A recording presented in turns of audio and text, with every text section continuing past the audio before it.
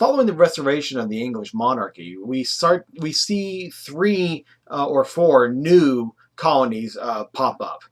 They have similarities. For example, they're proprietary. Remember, a individual or a group of individuals are going to control these colonies, and of course, eventually, some of them will become royal colonies. They're founded on big ideas, and finally, they are going to be promising religious toleration.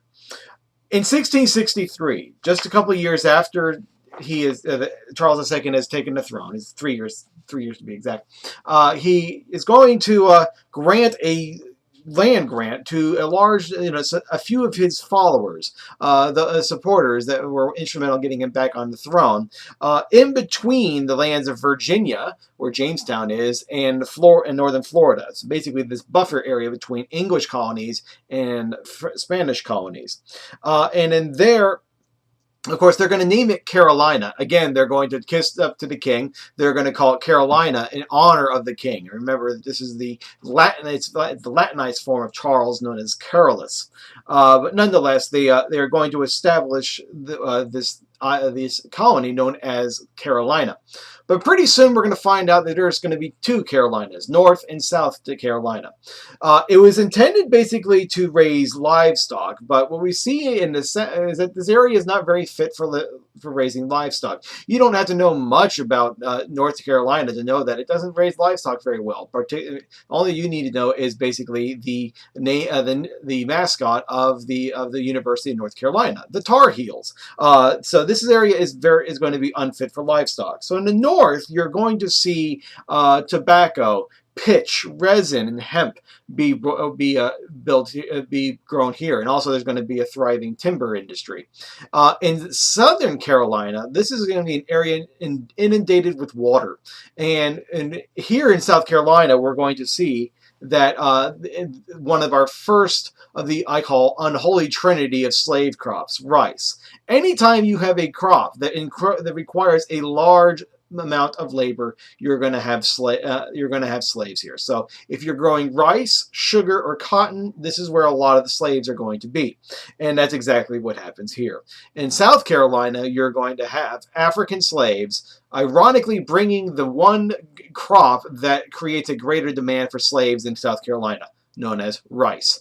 Rice grows well in South Carolina, and then so they're going to it's going to be basically a self-perpetuating crop when in its relationship with slavery.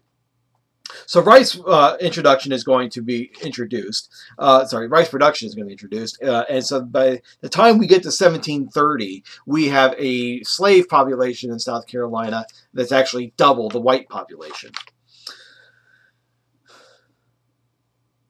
In Pennsylvania, our next colony, we're going to have another religiously tolerant colony. It's going to be formed up by a man named William Penn, Jr. And William Penn had a problem when it came to English society. He was what we call a Quaker. Quakers are going to be controversial peoples back then because of what they believed in.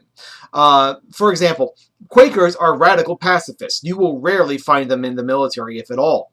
If you remember in the HBO miniseries Saving Private Ryan, one of the enlisted guys is going to criticize an officer and say he's not going to fight for a Quaker. And at the end of the episode, this officer is going to say, "No, I'm not a Quaker." But nonetheless, they're radical pacifists, and so that, if you're living during a time period of intense civil war, you're going to be a problematic situation. It would probably be the equivalent of draft dodgers during the Vietnam War.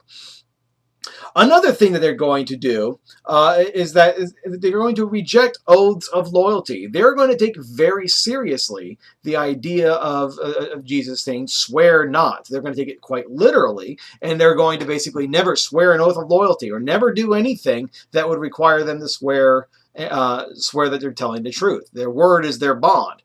So they're not going to swear loyalty to one side or another when it comes to the English Civil War. Again, a suspect population. And you can take it further. They're not going to swear and testify in courts if they have to swear on a Bible. And if you take it even to the modern day, whenever you pay with a credit card, and you have to sign a sheet, a little slip that says that you're going to pay that debt, well, guess what? You're actually taking an oath. So Quakers today can take this quite literally and not and refuse to sign a credit card slip. They're going to reject the notion of predestination. They're going to be different from the Puritans in that regard, and they're also going to reject social distinctions. For example, they're not going to remove their hat in the face of a social superior. They're not going to show what we call deference. For example, if my boss were to come into this room while I'm lecturing on this video, I would have to stop what I'm doing and make sure that I listen to what he has to say to me. I have to show deference to my superiors. Well, in a society like England, which is always based on social superiority, this is going to be a suspect population. So William Penn is going to be a member of these Quakers, and they're going to be a persecuted group. But he has a get-out-of-jail-free card. You see, William Penn's father, William Penn Sr., was an admiral in the Royal Navy during the English Civil War. Penn Jr. was the Quaker. And so Penn's father is going to, is going to actually loan money to the King of England. So Charles I owes him money. Well, of course, that debt doesn't go away when Charles gets beheaded, and when the restoration happens with Charles II, William Penn Jr., the son, is going to go to Charles II, Charles' son, and say, you know what? Your dad owed my dad a lot of money. Well, let's basically clear the tables. Let's square this deal and all you need to do is give me a grant of land and then in the Americas. And Charles II basically says, yeah, sure, great idea. I can clear off one of my father's debt without spending a cent. Fantastic. And so what does he do? He grants him land in the New World, and William Penn is going to be the proprietor of an area known as Pennsylvania. Pennsylvania, literally translated, means Penn's forest. Now, you wouldn't recognize forests around Pittsburgh for certain, but certainly if you're driving between the cities of Philadelphia and Pittsburgh, there's plenty of trees there. But nonetheless, that's what Pennsylvania means, Penn's forest. And there we're going to have the most religiously tolerant community within the colonies. The Quakers are going to be respected, the Catholics, the Jews, any Protestants, anybody's religious rights are going to be respected in Pennsylvania. So it's highly successful as a religiously tolerant colony. The last two colonies that are going to be established are going to be land grants given by the king, Charles II, to his brother, James, the Duke of York. James is going to eventually become King James II. And we'll talk more about him later when we get to the Glorious Revolution. And so Charles, in gratitude to his son, to his brother's loyalty and support, he is going to give him a massive land grant in the form of what we call today New York and New Jersey. The problem is there's people there already.